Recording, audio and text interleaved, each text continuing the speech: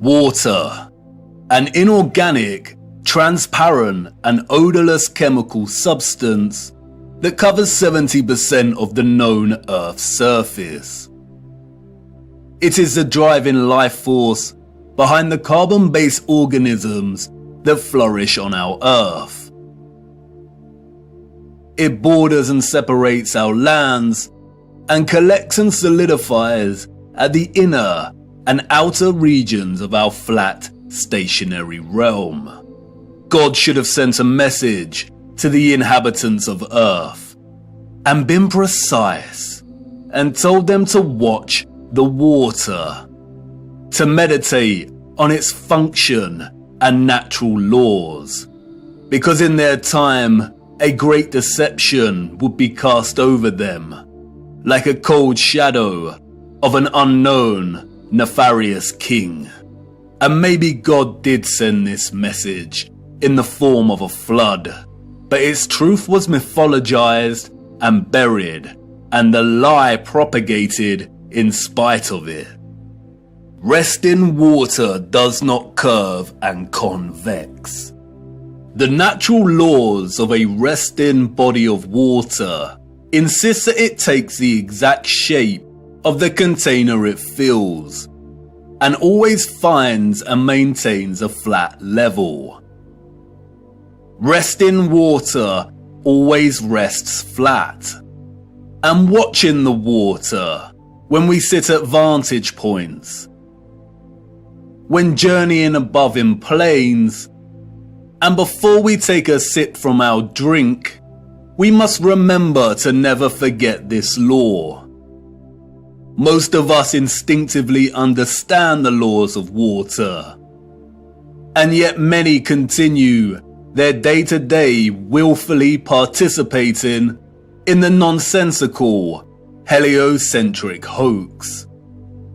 But for us that know that our Earth is not a spinning planet in an infinite vacuum of space, the ones that have studied the sun diligently and realize that it is the sun that is moving and not the Earth, the ones that have plotted the illogical routes of flight paths on a globe model and concluded that the model is incorrect, the ones that know that the laws of density govern the rise and fall of objects and have studied vanishing points, the ones that have forsaken conventional telescopic lenses, pondered rainbows, sundogs, and the stars above us know that we reside within a dome firmament and there exists water above us, and the ones that understand that our entire enclosed Earth system is governed by electromagnetism, frequency, and vibration that emanates from a central magnetic North Pole. We are the ones that scratch our heads and wonder how on earth we got in this heliocentric mess in the first place. And if meditating on the stars in the water beyond our firmament long enough, and on the electromagnetism, frequencies and vibrations that make them twinkle through so many shades of vibrant colours and geometric patterns, one might perhaps, just perhaps, ask, is there something more to electromagnetism? Something that has been missed or overlooked? Something untold or hidden? Electromagnetism is a fundamental force of Earth. The electromagnetic field takes the form of a torus in which all electromagnetism, frequency and vibration flows. A toroid is a revolving surface that takes the shape of a donut. Toroidal inductors and transformers are central to generating electric energy. There are many ways in which electromagnetism can be produced. We've looked at some before. We know that a magnetic field can produce electricity, and that electricity can produce a magnetic field. It works both ways. Magnetism and electricity are inextricable. It is a dance of polarity. Electric charges either repel or attract each other. Magnetic poles attract or repel one another. For every North Pole, there is a corresponding South Pole. An electric current passing inside a wire creates a corresponding magnetic field outside of the wire. And an electric current is created in a loop of wire when it is moved toward or away from a magnetic field. Horseshoe magnets are powerful permanent magnets. Due to their shape, in which both magnetic poles are close together, a powerful, strong magnetic field is produced. The horseshoe magnet can also function as an electromagnet.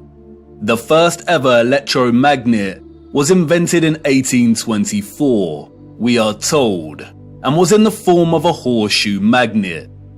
Its power was evident from the beginning. It weighed only 200 grams, but could lift 4 kilograms of iron. The key to the horseshoe magnet's power is the placement of its poles. You can see the magnetic field here, represented by the vector lines. If you look closely, you can see the concentration of the magnetic field is greater near the poles of the magnet. Since as far back as we can remember, we have been presented with and entertained ideas of the future. Not necessarily our future as individuals, but the future of humanity, technology, and society at large. Whether it is in the form of Hollywood movies, you know the ones, the action films, the science fiction sagas, and the animated kind, or literature, music, and art exhibitions. And depending on the type of genre you are entertaining, the solution is either 1. For humanity to perish as a result, perhaps destroyed by the very artificial intelligence systems it created in the first place, or perhaps by a natural, lung-choking virus that has mutated and is sweeping the earth to restore natural balance. Or 2. For humans to say goodbye to their lonely little blue ball and head off into space in search of a new home. But you see, there is no globular planet, and there is no space, and therefore all visions of the future are purely fictional, and not particularly innocent. What we don't see emphasized in these visions of the future, however, is the potential of electromagnetism to transform all human life, technology, and society. Which is strange when you consider that all life, and the earth itself, is impossible without electromagnetism. Why wouldn't visionaries want to explore this in more detail? Could it be that they are not allowed to? Could it be that they are afraid of something? Afraid of us connecting one too many dots, perhaps? Horseshoe magnets can act as powerful electromagnets. If a civilization was to advance technologically through the use of electromagnetism, then the horseshoe magnet would certainly have a tremendous role to play in that development. Yes, it certainly would. And it certainly did. The horseshoe magnet. The Arc de Triomphe. Yes, one of the most powerful electromagnets ever constructed.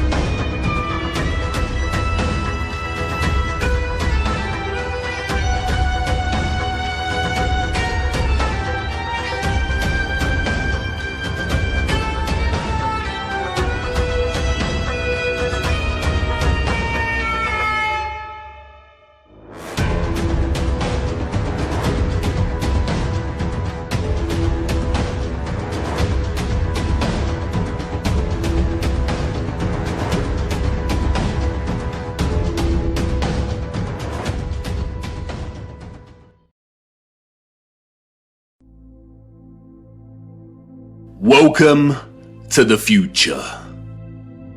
Except it's the past. The future came and went, and we missed it. The magnificent architecture we see throughout our realm, in which the official liars and controllers of our world have termed historicist, neoclassical, Renaissance, Gothic, and so on, all belong to one whole unified civilization.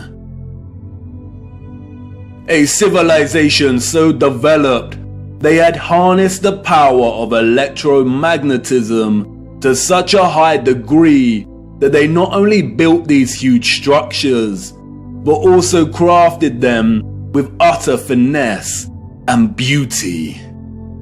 A celebration of their own technological advancement.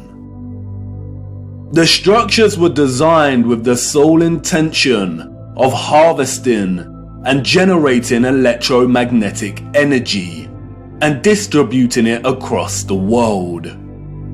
Their cities, towns, an entire way of life ran and depended on the use of free, clean, and powerful electromagnetic energy.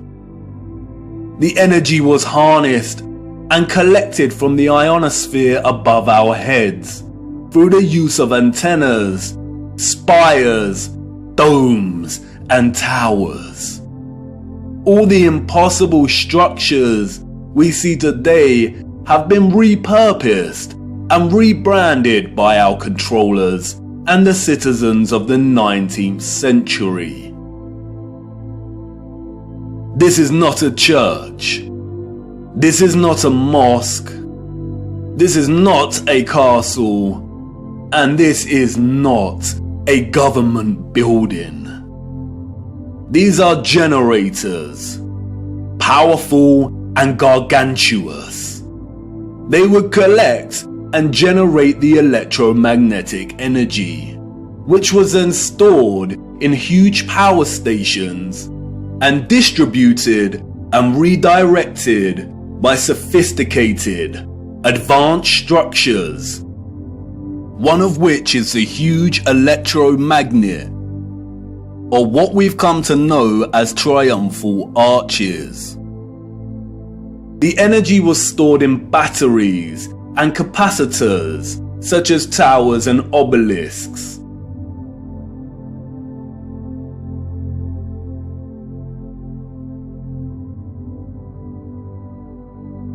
All cities were constructed across our realm in the form of one big, interconnected power grid, much like a huge computer motherboard. I already know what you're thinking. What? He's finally lost it. He had us with flat earth, but this is just too much. I know. The backup programming is kicking in. But before you turn away to leave and cast aside your muddy boots, let me show you how it worked.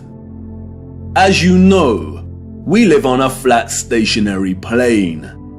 At the center is a source of magnetism at the North Pole, and directly above this is Polaris, fixed at the central and highest point of a wondrous crystalline dome firmament.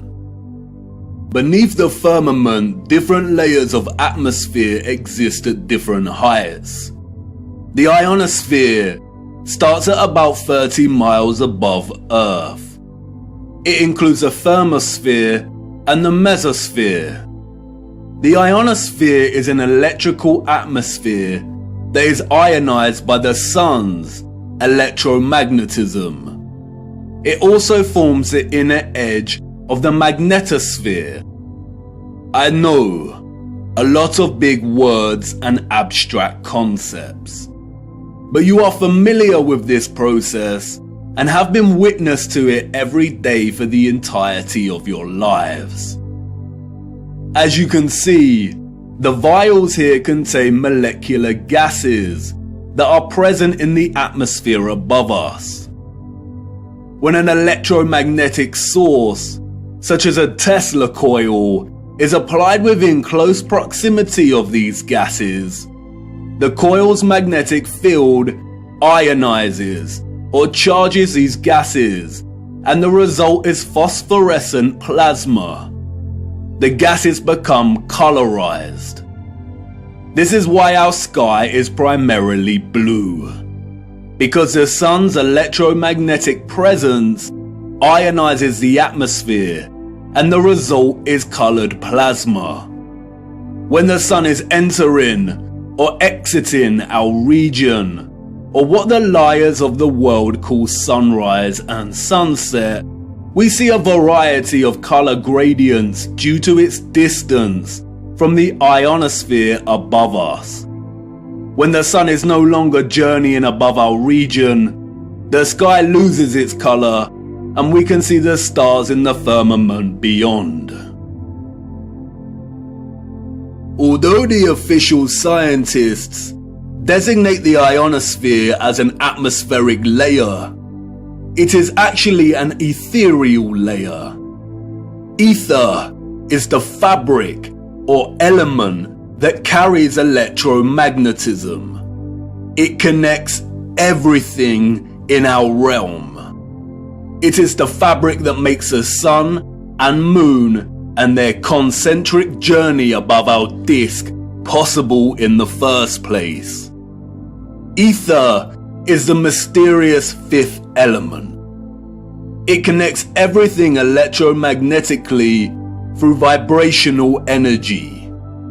It is the glue, the web, the driving force behind absolutely everything.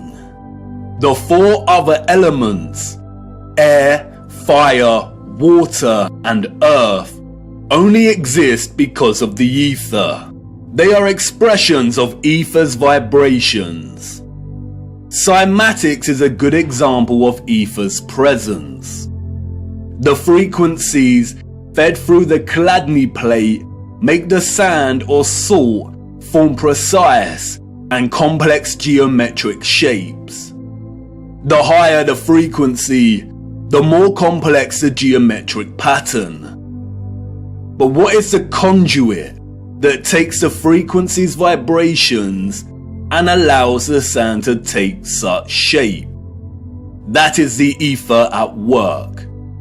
That's why we see fruits and vegetables that closely resemble cymatic patterns. It is the ether at work. All matter is ethereal, and the shape and form of that matter are different expressions of the ether, determined by frequency and vibration. Ether is the bridge between electromagnetic frequency and vibrational energy and the form of matter itself. You could call it the Holy Spirit of God. The historical and scientific discourse of ether is a deliberately manipulated one. The enemy introduced the truth only to discredit and subsequently bury it. Some of the alleged figures of the past have written on ether. The so-called Aristotle called it the fifth element. But even Einstein could not deny the presence of ether. According to the general theory of relativity, space is endowed with physical qualities. In this sense, therefore, there exists an ether. According to the general theory of relativity, space without ether is unthinkable. For in such space there would not only be no propagation of light, but also no possibility of existence for the standards of space and time, measuring rods and clocks, nor therefore any space-time intervals in the physical sense. Even contemporary scientists, under the spell of heliocentrism, admit it is nonsensical to deny ether's existence. Today, the vacuum is recognized as a rich physical medium. A general theory of the vacuum is thus a theory of everything, a universal theory. It would be appropriate to call the vacuum ether once again. Returning to the ethereal ionosphere. As I said, this layer of ether above our heads is a constant sea of electromagnetism and is responsible for the colored plasma above that we call the sky. The source of its electromagnetism is the sun. It is because of this ionized layer that we get ionospheric lightning in the form of sprites, which in turn influence the thunderstorms below. An ion is a particle, atom, or molecule with a net electrical charge. Electricity is a continuous flow of ions. The electrolytes in our body are ionized. Everything is connected by electromagnetism and the ether. Our highly developed and sophisticated historical ancestors not only understood the workings of the ionosphere and the ether, but they had developed methods to masterfully harvest it as a fuel to power the entire Earth. And while the exact process by which they were able to extract the ether is deliberately hidden from us and remains unknown, the structural remains that humanity has since repurposed and reused as architecture offer us many clues as to how it all worked. The evidence is everywhere for those with eyes to see. And once you see it, it becomes so glaringly obvious that you'll kick yourself for never noticing in the first place. The matter is very complex, and it will take time to really flesh out. So for now, let's have a closer look at some of these structures, and I will introduce some basic concepts. As we continue our journey, we will explore everything in more detail. We see them everywhere.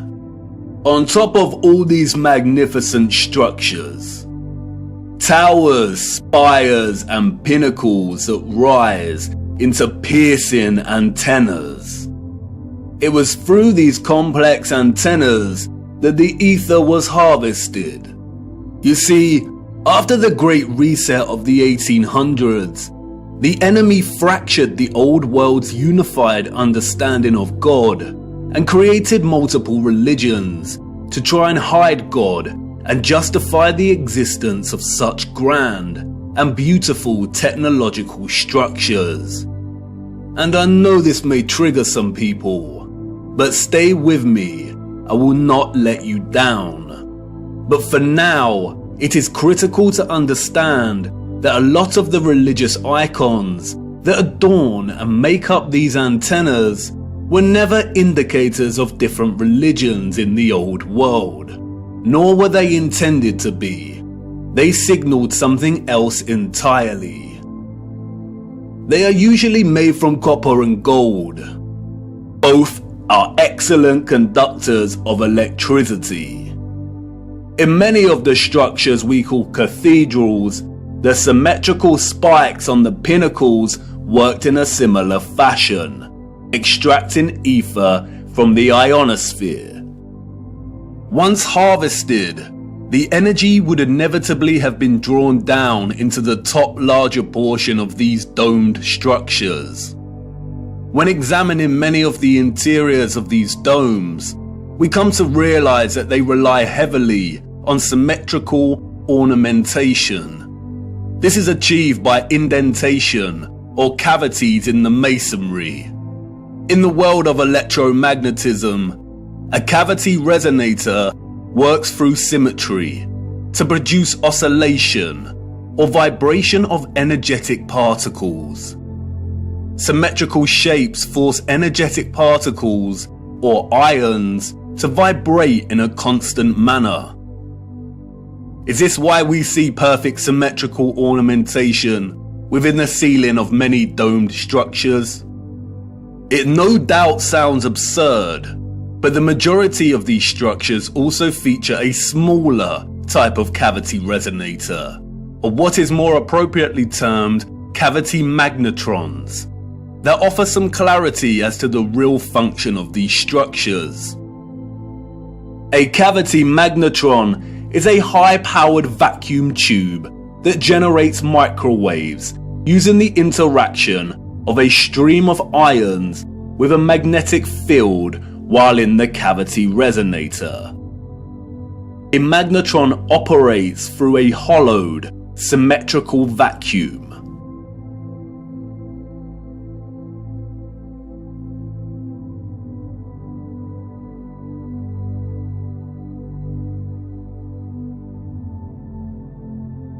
It emits powerful microwaves that can act as a source of free energy.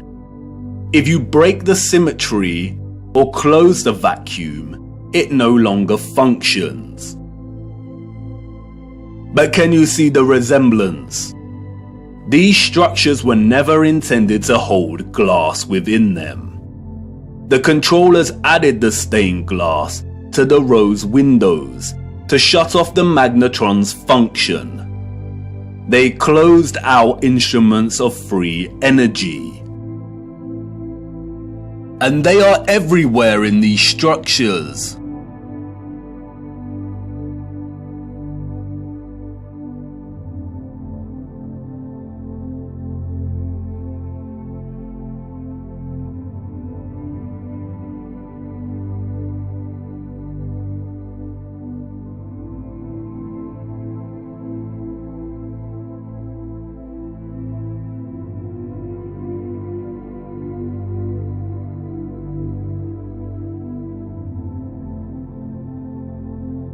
Interestingly, if you look at the geometry of entire sections of the structures themselves, then it becomes very evident that they functioned in their entirety like a cavity magnetron to generate energy. All cavity magnetrons consist of a central heated circular metal chamber in which the current leaves, and it's called a cathode. Look at that word. Cathode. Does it remind you of another word? Cathedral. Cathode. Like with everything else, they corrupt the truth and hide things in plain sight. The controllers removed most of the cathodes integral to these cavity magnetrons, but there are some structures today in which you can see traces of the old cathodes still present. The heavy reliance on symmetry and cavities within these structures is not coincidental. The symmetrical ornamentation would have worked in a similar manner, causing the energetic particles to vibrate in a constant manner. The flowers within the squares can be understood as similar to acoustic resonators, working to vibrate the ions. It is here that the energy would have been continually manipulated into vibrational and electromagnetic energy of specific frequencies. Really look at these magnificent acoustic resonators. Could you craft one of these by hand today, and at such height? Why would an underdeveloped people spend so much of their time crafting such perfect symmetrical ornamentation? Especially if it had no function and was purely aesthetic. They wouldn't.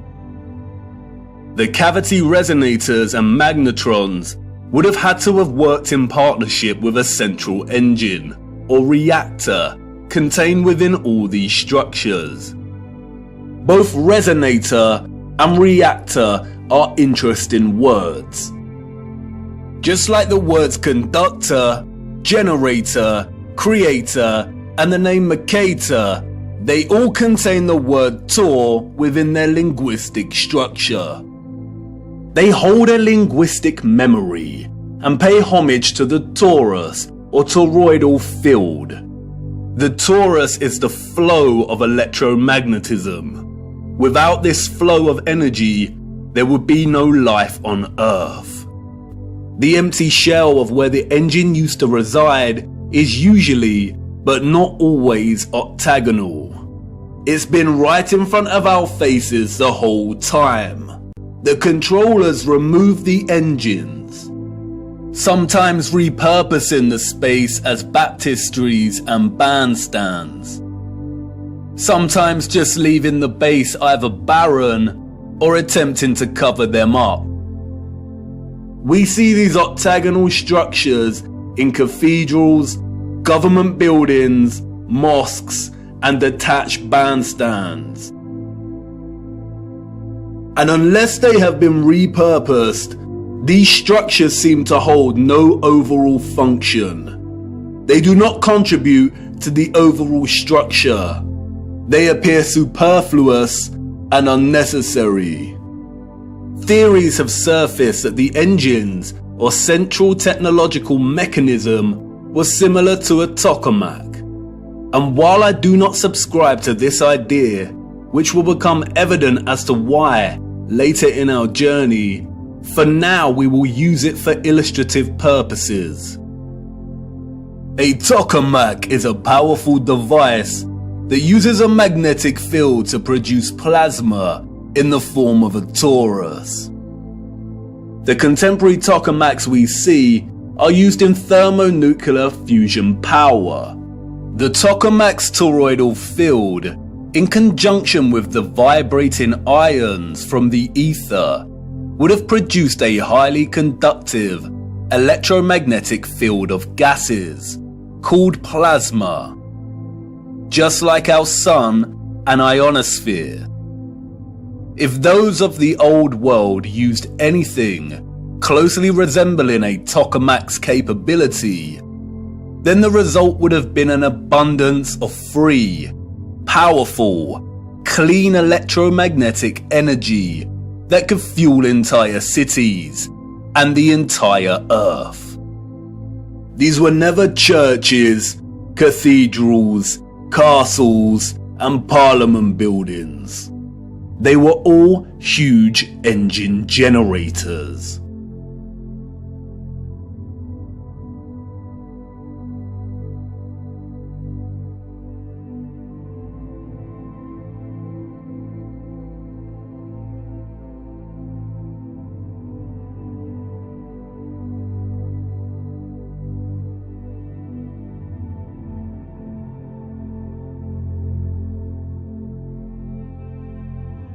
The controllers invented labels and terms such as Renaissance, Greco-Roman, and so on to describe the style of these structures. But as you can see, all these magnificent, impossible structures all share the same fundamental structural principles and design, despite location, time period, and cultures.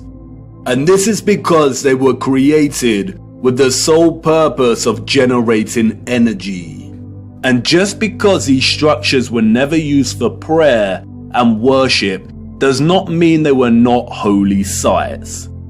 The civilizations of the past had a relationship with the Source and the Holy Spirit, or the ether, like no other. And they paid homage, reverence, and thanks to it by constructing their generators with such splendor and beauty. And not only that, but they constructed the entirety of their structures, statues, and ornamentation in reverence of this gift, in reverence of the energy production that made their way of life possible in the first place. The laurel wreath, which the satanic controllers have corrupted in their appropriation of the symbol and redesignation of it to represent Apollo and Lucifer, is in fact a toroidal coil. And we see the toroidal coil throughout the old world's infrastructure, as simultaneously having both a function and a celebration of this function.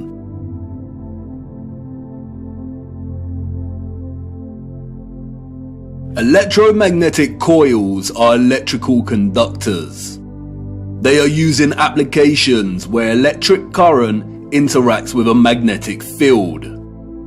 In devices such as generators, motors, inductors, and transformers.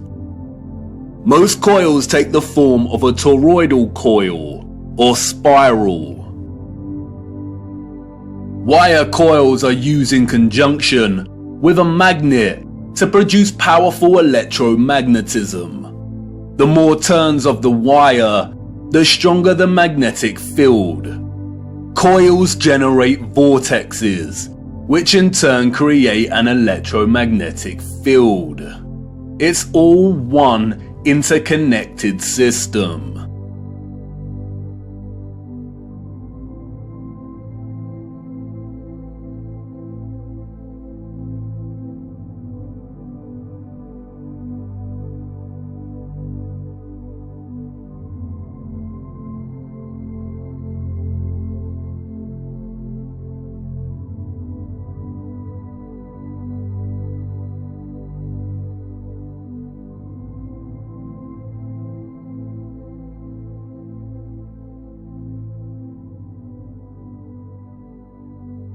And we see it everywhere.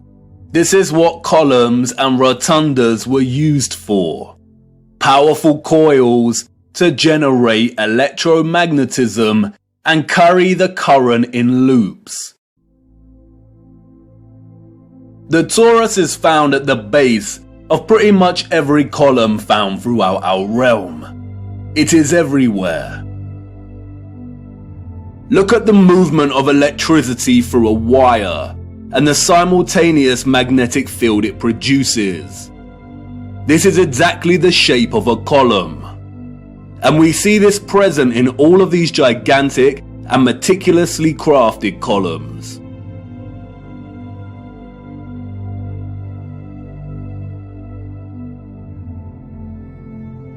This is why we see the magnetic field represented at the top of a lot of columns. It's the movement of the ions in the magnetic field. It's the movement of the toroid and the toroidal vortex.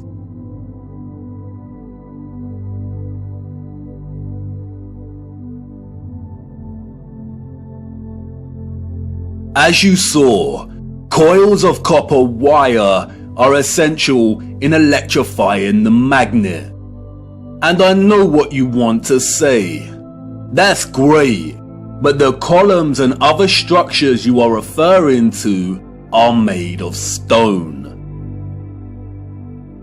But you see, all of these impossible structures are made from a mixture of stone and metal.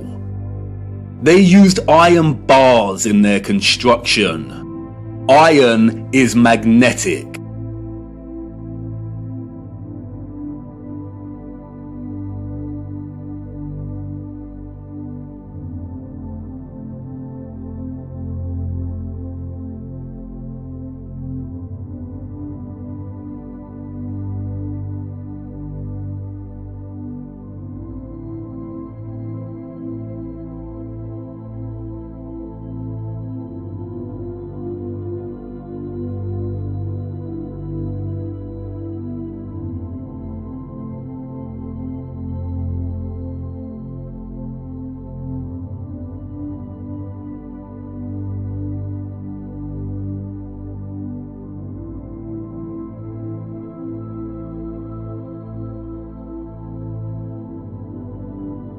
These iron rods run throughout the stone infrastructure and are complemented with copper and gold roofing. Copper and gold are strong conductors of electricity.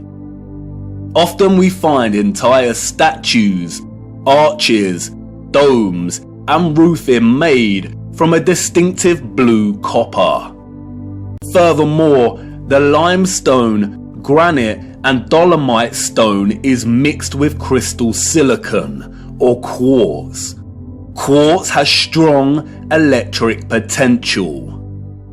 The colonnades and arches we see everywhere were at once integral components to the overall electromagnetic infrastructure, while also constructed in geometric forms that mirror the flow of electromagnetic energy, such as coil loops, horseshoe magnetic fields, and toroidal vortexes.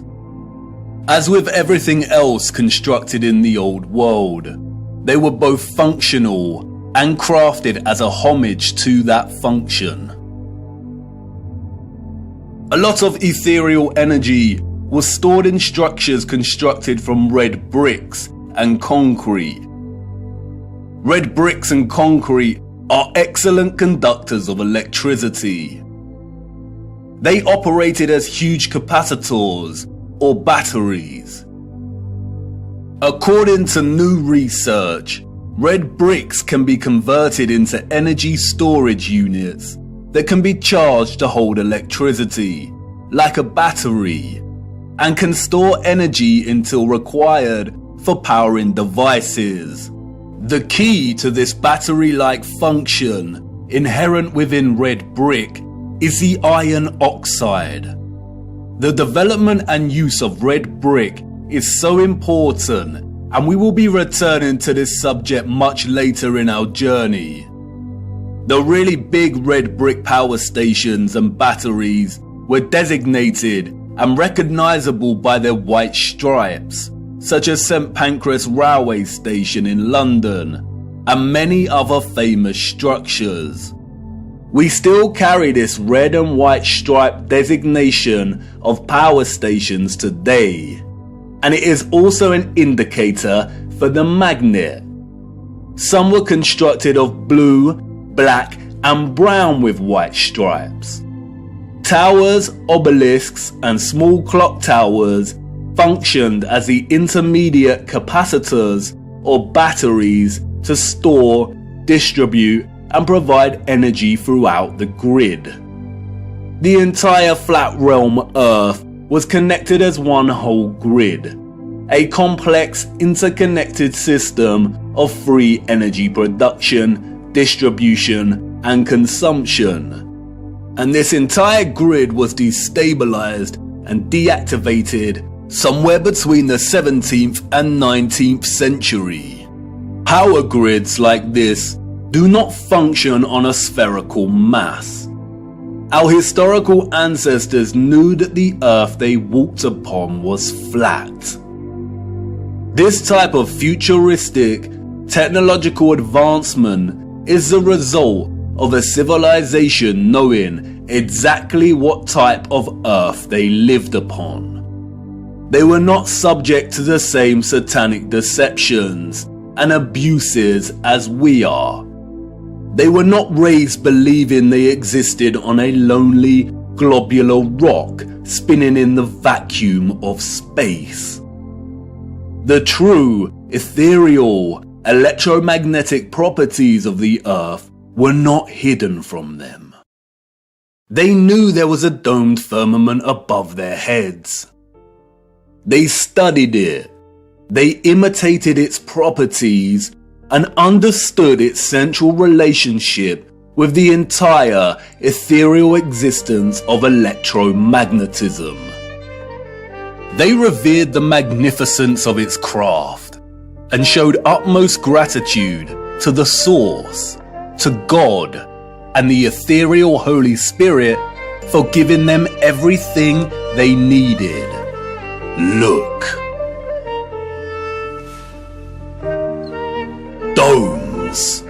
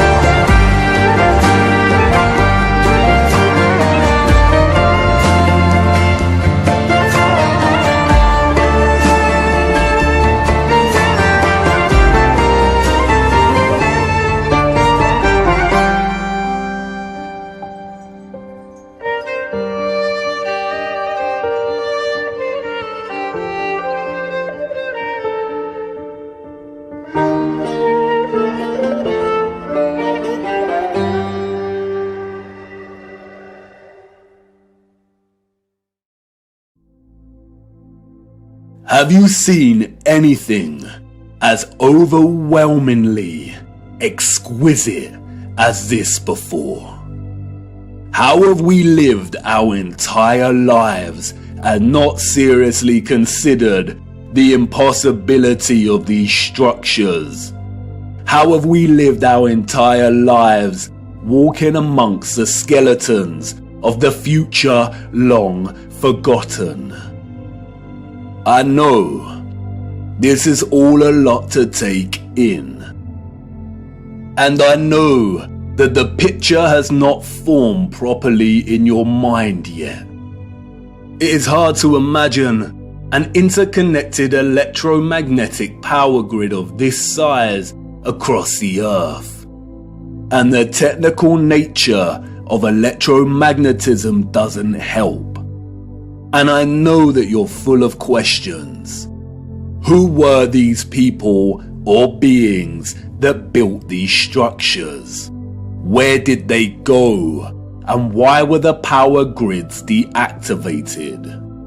What about all the religious iconography and art we see inside of the cathedrals and mosques?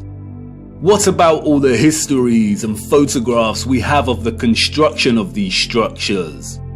What about the Romans and the Greeks? What about some of the grand mosques that have been constructed in recent times? And if what you're telling me is true, then how did they distribute and store all of this energy like you say? Was it similar to our Wi-Fi and radio signals? We will get to all of these in good time. We have barely scratched the surface. But for now, it is the last question that is important. How did they distribute and store all of this energy? And in what form? For you see, our sophisticated historical ancestors did something that we, as a society, have come to neglect. They watched the water, and they watched it closely, right here on Earth and up above, beyond the firmament. Come on, let me show you.